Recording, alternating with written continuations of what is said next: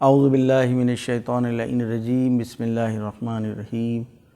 الحمدللہ، الصلاۃ والسلام علی رسول اللہ وآلہ آل اللہ، لا سیما بقیت اللہ ولعنۃ اللہ علی اعداء اللہ، اما بعد۔ رب یسر ولا تعسر وتمم بالخیر۔ ہم اپنے محترم ناظرین اور تمام وہ حلقہ احباب کے جو 2021 کے دینی کلاسز میں شرکت فرما رہے ہیں، اور ہم سب کو خداوند عالم نے یہ توفیق دی ہے کہ ہم لوگ اپنی اپنی شرعی اور دینی ذمہ داریوں کو ادا کریں۔ ہماری بحث دین سے متعلق شروع ہوئی کہ دین ہمارے لیے کیوں ضروری ہے۔ بحث آگے بڑھتی یہاں تک پہنچی کہ دین کا سب سے پہلا مرحلہ ہے کہ انسان اپنے خالق کو پہچانے، یعنی اپنے مبدأ کو، اپنی ابتدا کو پہچانے کہ وہ کہاں سے آیا ہے۔ اور یہ جو جذبہ ہے، یہ فطری جذبہ ہے کہ انسان بغیر اس سوال کو حل کیے ہوئے اس کی بے چینی ختم نہیں ہوتی، تو فطری اعتبار سے وہ اس مرحلے تک پہنچا کہ ہم اپنے خالق کے بارے میں شناخت حاصل کریں، اور اس کے بعد پھر بحث آگے بڑھتی ہوئی ادلے کے اوپر، یعنی دلائل اور براہین کے اوپر پہنچی کہ اس خدا کے وجود کے اوپر، کہ جس خالق اور خدا کے سلسلے میں، جس مبدأ کے سلسلے میں فطرت ہمیں متوجہ کر رہی ہے اور فطرت آواز دے رہی ہے، ہمارا ضمیر، ہمارا درون، ہمارا باطن، کہ جس کی طرف خداوند عالم نے اپنی مقدس کتاب قرآن پاک میں بھی مختلف طریقے سے اشارے فرمائے ہیں کہ تم کیوں اپنے اندر، انفس کے اندر تم غور و خوض کیوں نہیں کرتے جو اللہ کی نشانیاں اور آیات ہیں۔ لہٰذا خدا کے وجود کے اوپر جو دلائل تھے اس کے اوپر گفتگو ہوئی۔ البتہ بحث یہاں پر ختم نہیں ہوتی ہے، کیونکہ 5 مرحلے میں گفتگو ہونا ہے، یہ ہمارا پہلا مرحلہ ہے۔ لہٰذا فی الحال اس مرحلے میں بہت سادہ اور آسان دلیلوں کی طرف اشارہ کیا جا رہا ہے۔ خود انسان کی عقل ہے، وہ اللہ کے وجود پر گویا خود دلیل ہے، اس لیے کہ بغیر کسی مؤثر کے کوئی اثر وجود میں نہیں آتا، تو یہ کائنات میں اتنی نشانیاں اور اتنے اثرات، پھر نظم کائنات ہے، یہاں تک کہ بحث ختم ہوتی ہے، پہنچتی ہے خداوند عالم کی صفات کے اوپر۔ کیوں؟ اس لیے کہ اصل وجود خداوندی اور خالق کے وجود کے اوپر آپ کو بہت کم ادیان ہیں کہ جو منکر نظر آئیں، یعنی خالق کو مانتے تھے۔ حتیٰ وہ جس وقت اس خطہ عرب میں پیغام میں دین پہنچا اور رسول اکرم لے کر کے آئے، تو اس وقت کے جو گویا مشرک کہلاتے تھے، کافر کہلاتے تھے، اور انہوں نے رسول اکرم کے اس پیغام کو ابتدا میں قبول نہیں کیا، لیکن خالقیت کے قائل تھے، یعنی اللہ خالق ہے ہمارا۔ قرآن نے اس چیز کی طرف اشارہ بھی کیا ہے۔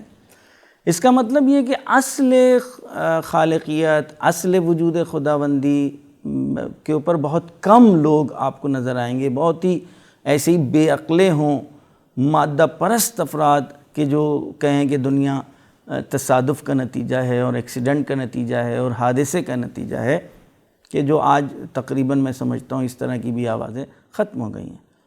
لیکن بحث آتی ہے کہ اصل وجود کے بعد جو مرحلہ آتا ہے شناخت کا، معرفت کا، صفات کا، یعنی اس خالق کی صفات کیا ہیں۔ ہم اس کو صفات کے ذریعے سے اگر صحیح معنوں میں پہچان لیں گے تو ہم میں وہ جذبہ پرستش پیدا ہوگا اس ذات والا کا، کہ جس کی شناخت، جس کے صفات ہمارے لیے واضح روشن ہے۔ لہذا صفات کے اوپر گفتگو ہوئی کہ خداوند عالم وہ خالق کون ہے، کیسا ہے، کن صفات کا مالک ہے۔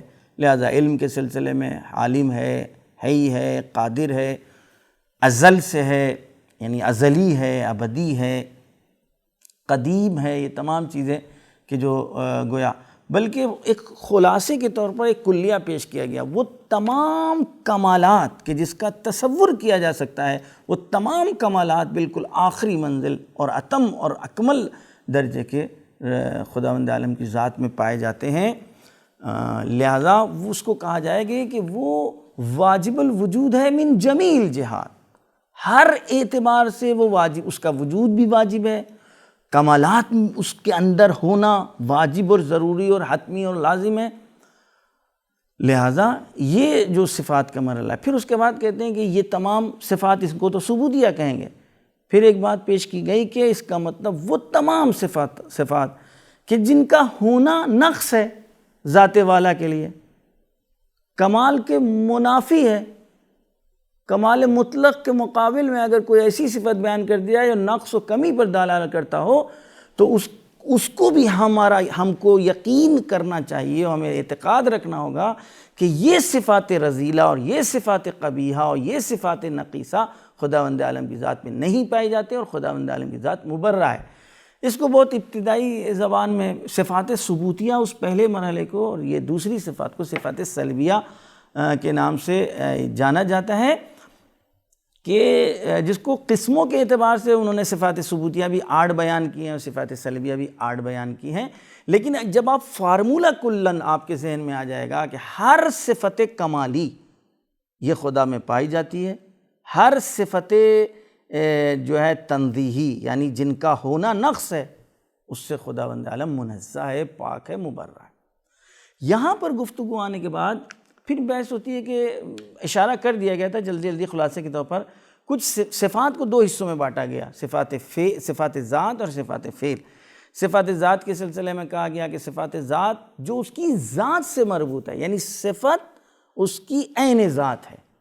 اس کے بعد یہ اور ایک ہے صفات فعل، اس کے لیے ایک میلاک و معیار بتایا گیا پہچاننے کا، کہ اگر صفت فعل وہ صفت ہے خداوند عالم کی کہ جس صفت کی اپوزٹ بھی خداوند عالم کی طرف نسبت دی جا سکے، خالق ہے جس کو ابھی خلق نہیں کیا، اس کے اعتبار سے اس کا خالق نہیں ہے، اس چیز کا جس کو ابھی خلق ہی نہیں کیا، تو اس کا مطلب یہ صفت فعل ہے۔ لیکن جس کا اپوزٹ، جس کا مخالف، جس کی ضد کی نفی نہیں کی جا سکتی کسی بھی مرحلے میں، وہ صفات ذات ہیں۔ یہ بحث جو ہے تکمیل اس مرحلے تک پہنچی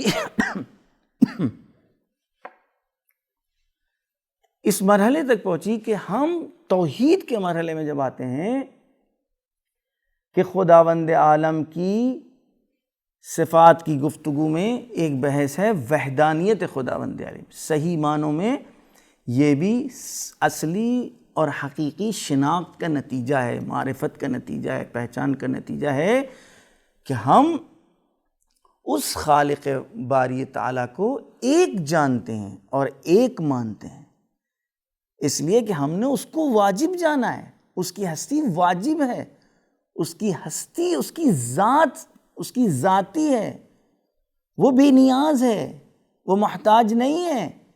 جو کچھ کائنات میں کہیں پہ بھی آپ کچھ دیکھیں گے، اگر کچھ اثر دیکھ رہے ہیں، کچھ نشانی دیکھ رہے ہیں، کوئی کمال دیکھ رہے ہیں، وہ سب کچھ اس کا عطیہ ہے اور اس کی دین ہے۔ اس کا مطلب اب دوئیت مطرح ہی نہیں ہو سکتی، یعنی توحید کی بات آ جاتی۔ اس کا مطلب اگر صفات خداوندی کسی کے اوپر صحیح معنوں میں واضح اور روشن ہیں تو خود بخود اس کو جواب مل جائے گا کہ خداوند عالم وہ خالق باری تعالیٰ وہ ایک ہے، وحدہ لا شریک ہے، اور قرآن نے وحدانیت کے اوپر بہت زور دیا ہے۔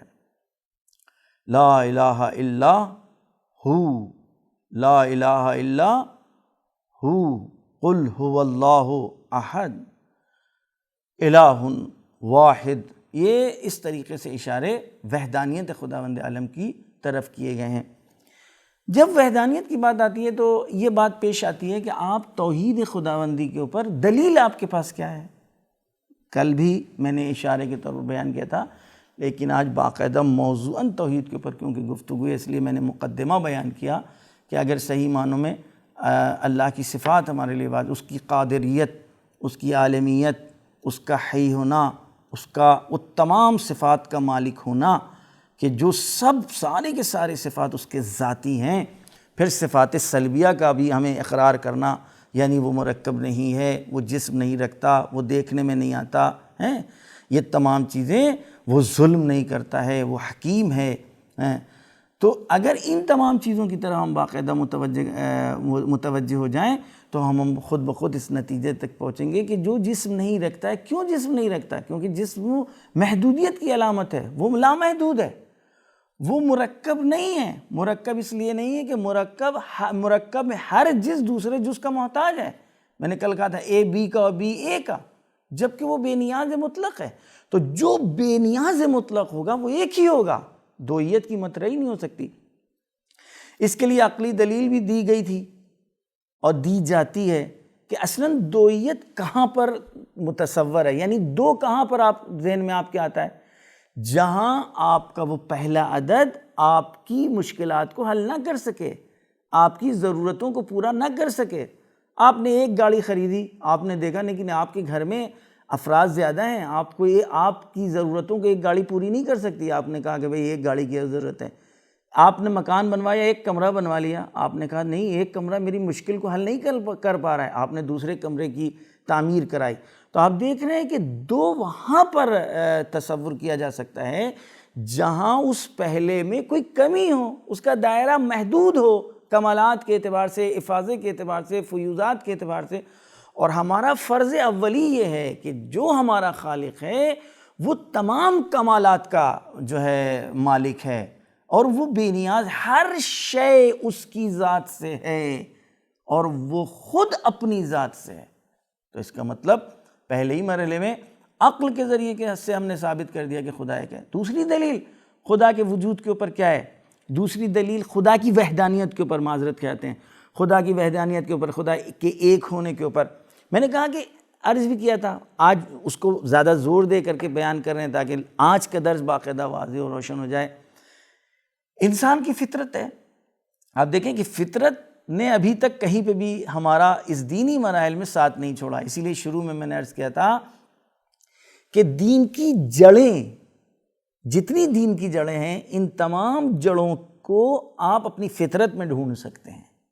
یعنی یوں کہا جائے کہ فطرت نے گھر بنا لیا ہے اصول دین کی تمام جڑوں میں، یا میں لفظوں کو بدل دوں کہ اصول دین کہاں سے، اصول دین کی شروعات کہاں سے؟ اصل فطرت سے، درون سے، انسان کے باطن سے۔ اصل دین کے سلسلے میں، وجود خداوند عالم کے سلسلے میں، اب توحید خداوند عالم کے سلسلے میں۔ کیسے؟ آپ دیکھیں کہ جب بھی آپ فطرت کا کیا ہے، فطرت ایک تو فطرت کی خصوصیتیں بتائیں دی اگر آپ لوگوں کو یاد ہوگا۔ فطرت ایک ایسا جذبہ ہے، ایک ایسا احساس ہے جو سب میں پایا جائے گا، عمومی ہوگا، ہمیشہ ہوگا، کسی بھی طریقے کا رنگ و بو و قوم و قبیلہ و خطے کا اس میں فرق نہیں ہے۔ ہاں البتہ شدت و ضعف کا فرق ہو سکتا ہے، یعنی ممکن ہے کسی میں یہ جذبہ کمزور ہو اور کسی میں یہ جذبہ قوی ہو۔ کیوں؟ یاد ہونا چاہیے آپ سب کو، یہ دوسرے اسباب ہیں، سماج کی وجہ سے، سوسائٹی کی وجہ سے، غلط تربیت کی وجہ سے کسی کی جو ہے یہ فطرت کی آواز بہت زیادہ قوی ہے، کسی کی آواز جو ہے بہت زیادہ گویا کمزور پڑ گئی ہے غلط تربیت کی بنا پر۔ لہٰذا اگر آپ دیکھیں کہ فطرت کی آواز کیا ہے، آپ اگر کبھی کسی مشکلات میں گرفتار ہوں، تمام آپ کی امید دنیا و ما فیہا سے ٹوٹ چکی ہوں، ایسی حالت میں اگر آپ کو کوئی احساس امید ہو تو ایک کی طرف وہ امید آپ کو متوجہ کراتی ہے کہ ہاں کوئی ہے جو ہماری اس مشکل کو، یا اس وقت دوئیت کا احساس ہوتا ہے۔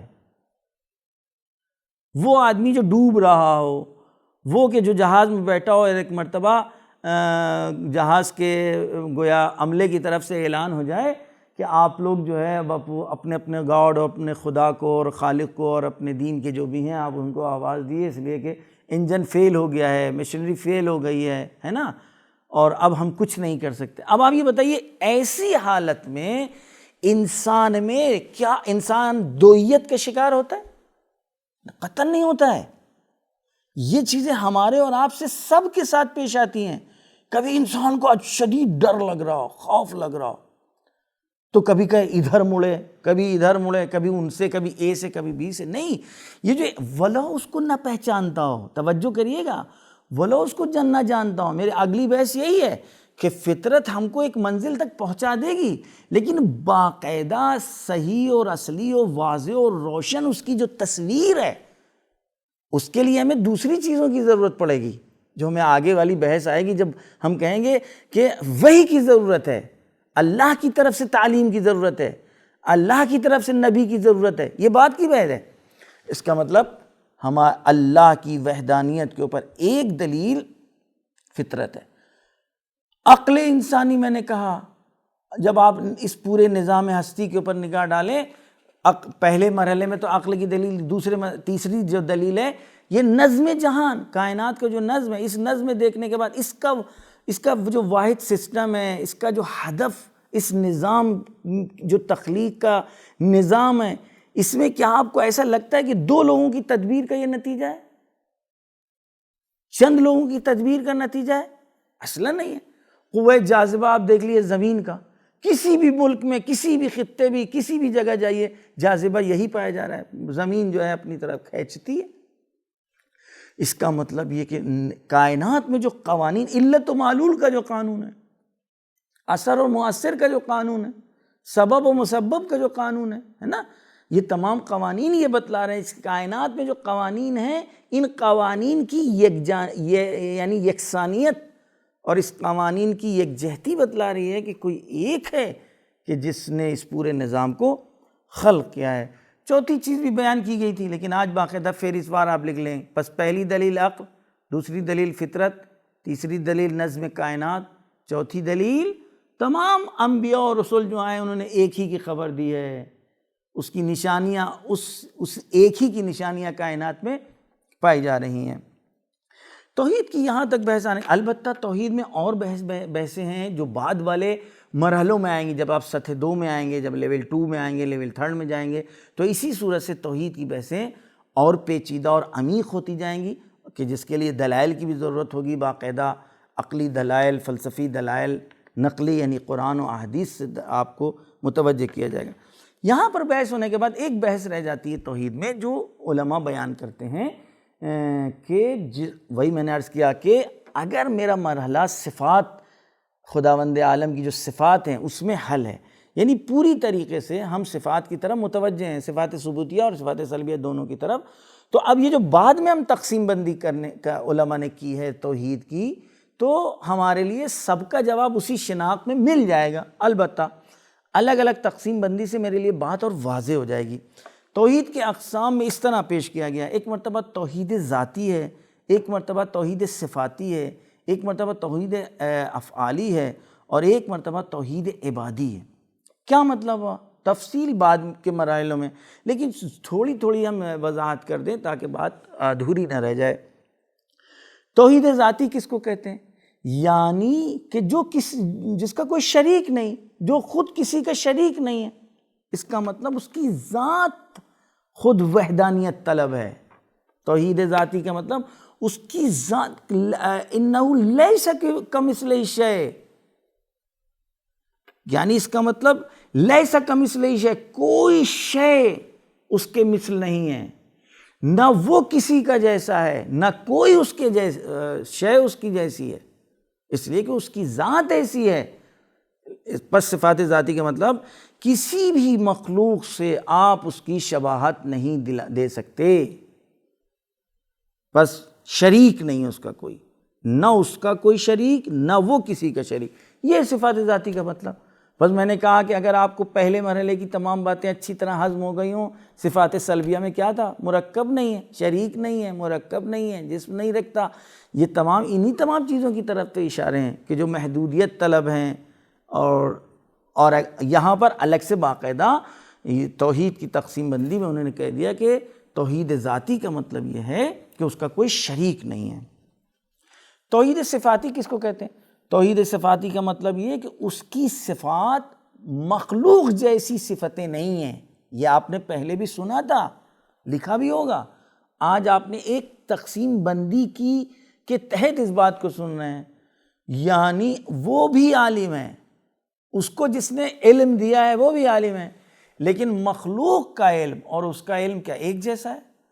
امام حسین علیہ السلام ایک ارشاد فرماتے ہیں، انہو لا یوصف بشیء من صفات المخلوقین، یعنی اس کو کسی بھی مخلوقین کی جو مخلوق کی صفات ہیں ان صفتوں سے توصیف نہیں کیا جا سکتا۔ نہج البلاغہ میں بڑی اچھی اور لطیف اشارے کیے ہیں اس سلسلے میں کہ اگر اس نے مخلوق کی کوئی قائل ہو گیا کہ مخلوق کی صفت ہم نے اس کو دے دی تو وہ دوئیت کا قائل ہو گیا، صفت الگ ہے اور موصوف الگ ہے۔ اسی کو بہت عام آسان زبان میں نے عرض کیا تھا آپ کے سامنے، ہم ہیں دوئیت کے، ہم تھے کل لیکن ہمیں کچھ آتا نہیں تھا، الف بے سیکھ لیا، الف بے کا علم ہو گیا، پس الف بے کا علم الگ ہے، ہم الگ ہیں، ٹھیک ہے۔ ہم اپنی ماں کی آغوش میں آئے، ہم کو کچھ نہیں آتا تھا، قرآن اشارہ کر رہا ہے کہ تم جو ہے لا تعلمون شیئا، کچھ بھی نہیں تم جانتے تھے جب تم دنیا میں آئے تھے۔ بس توحید کی بحث میں جو عرض کیا گیا یہ کہ اگر ہم صفات ہمارے لیے واضح اور روشن ہیں تو پھر خداوند عالم کی وحدانیت ہمارے لیے واضح اور روشن ہو جائے گی، اور توحید کے اوپر جو دلائل دیے گئے کہ عقل دلیل ہے، فطرت دلیل ہے، اور کائنات میں جو موجودہ نظام ہے، اس نظام میں جب ہم نظم دیکھتے ہیں، اس کی ہم آہنگی اور اس کی یکجہتی اور اس کی یکسانیت، یہ سب کچھ جو ہے ہم کو کسی ایک ناظم کی طرف گویا گواہی دیتی ہے۔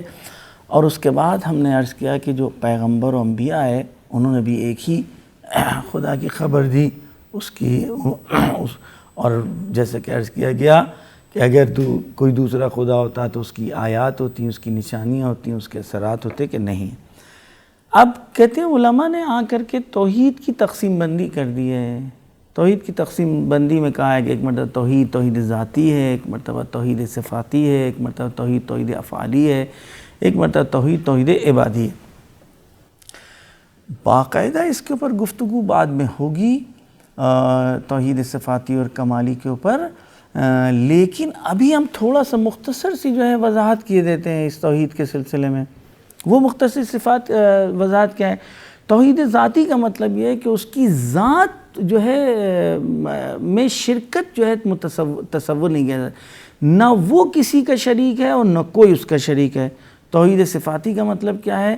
یعنی اس کی صفتیں مخلوق جیسی صفتیں نہیں ہیں۔ عرض کیا گیا کہ مخلوق کی صفت جتنی ہے اس کا وہ سابقے میں عدم ہے، یعنی پہلے وہ تھا، اس کی ذات تھی لیکن وہ صفت اس میں نہیں پائی جا رہی تھی۔ عرض کیا ہم تھے لیکن ہمیں الف بے کا پتہ نہیں تھا، ہم کچھ زمانے گزرنے کے بعد ہمیں الف بے کا پتہ ہوا، یعنی الف بے کا علم ہوا۔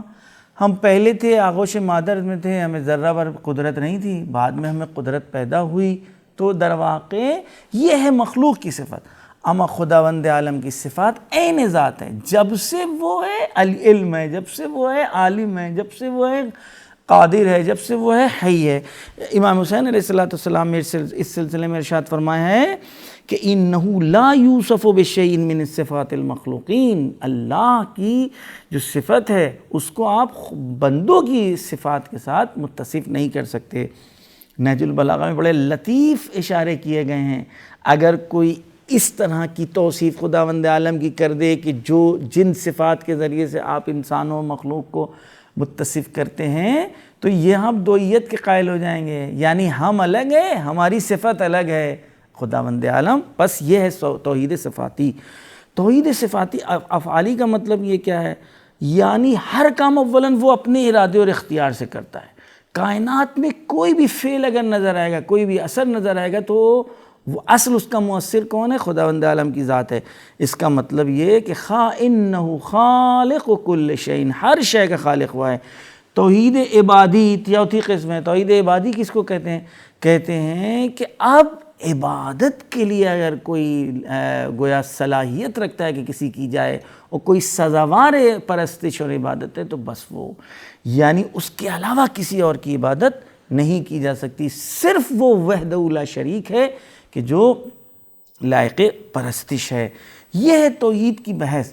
اب کہتے ہیں توحید کی بحث جب ہمارے لیے واضح، پس خلاصے توحید کیا ہو گیا؟ توحید اگر صحیح معنوں میں خداوند عالم کی صفات ہمارے لیے واضح اور روشن ہوں، صفات ثبوتیہ اور صفات سلبیہ، تو ہم صحیح معنوں میں اس نتیجے تک پہنچیں گے کہ ان صفات کا سوائے ایک دوسرا نہیں پایا جا سکتا۔ پس ہم کو وحدانیت کا اقرار کرنا واجب اور ضروری ہو جائے گا۔ اس کے لیے دلائل کیا ہیں؟ کیسے آپ ثابت کریں گے؟ انسان کی فطرت ہے، نظام کائنات کا موجود و نظام میں جو نظم پایا جا رہا ہے، عقل بشری ہے، انبیاء جو آئے انہوں نے اسی بات کی خبر دی ہے۔ اس کے بعد ایک اس کی تقسیم بندی کر دی گئی جو 4 قسمیں ہیں: توحید ذاتی، توحید صفاتی، توحید افعالی اور توحید عبادی۔ اب کہتے ہیں اگر صحیح معنوں میں، پھر وہی والی بات ہے، صحیح معنوں میں اگر توحید اس کے لیے واضح اور روشن ہے کہ وہ صرف ایک ہے جو تمام کمالات اس میں پائے جاتے ہیں، کمالات ثبوتیہ، اور صرف وہ ایک ہے کہ جس سے ہم تمام وہ کہ صفات رذیلہ مبرہ جانتے ہیں، اور اس کے لیے، اس ذات کے لیے قبیح، ہر طرح کا نقص، ہر طرح کی کمی، ہر طرح کا عیب، تو یہیں سے ایک بحث پیدا ہو جاتی ہے کہ پھر ظلم قبیح ہے، برا ہے، کیوں ظلم کرتا ہے؟ تو بحث عدالت پیش آ جاتی ہے کہ ہم عدالت کے اوپر گفتگو کریں گے کہ پھر خداوند عالم عادل بھی ہے۔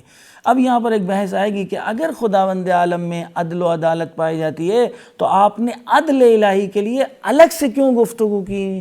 تو انشاءاللہ ہم گویا بعد میں اس چیز کو باقاعدہ جب بحث عدل ہوگی تو اس میں واضح اور روشن کریں گے کہ کیوں ہم نے الگ سے عدل کی گفتگو کی ہے، عدل کی تعریف کیا ہے، تاکہ ہمارے جو جوان ہیں ان کے لیے بالکل واضح ہو جائے کہ ہم نے اس صفت خداوندی عالم، صفت خداوندی پر الگ سے کیوں گفتگو کی ہے۔ تمام علماء نے، علماء امامیہ نے باقاعدہ اصول دین میں عدل کو کیوں رکھا ہے جداگانہ، جبکہ عدل خود ایک صفت خداوندی ہے اور کمال کی طرف دلالت کر رہی ہے، لیکن کیا وجوہات ہیں اور کیا اسباب ہیں، اس کا کیا راز ہے، انشاءاللہ اگلی بحثوں میں۔ وآخر دعوانا ان الحمدللہ رب العالمین۔